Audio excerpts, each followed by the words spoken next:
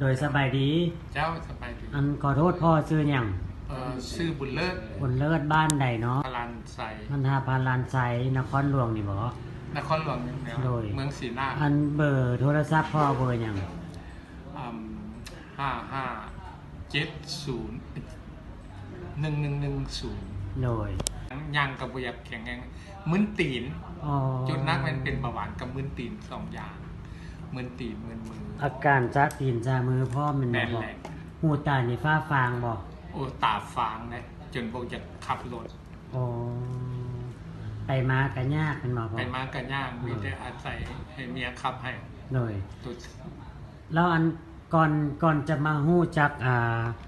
ทางเช่าคอดีๆนี่แล้วพ่อฮู้จักสองทางใดพ่อ เบิ้งลิ้นเบิ้งน้ำเฟซนี่แหละ โดย เริ่มต้นเนาะ โดย แล้วก็มาเบิ้งดนเบิ้งอันอยู่ในเฟซแล้วก็เห็นมีการสัมภาษณ์กันบอกเฮาก็ยังบ่ทันเชื่อเนาะตอนแรกเนาะก็เบิ้งแล้วก็สั่งไปกินลองเบิ้งก็คือว่ากองที่หนึ่งก็แปลว่ารู้สึกว่าใครแด่นะมีความรู้สึกแบบต่างๆ โดย คือว่าสุขภาพก็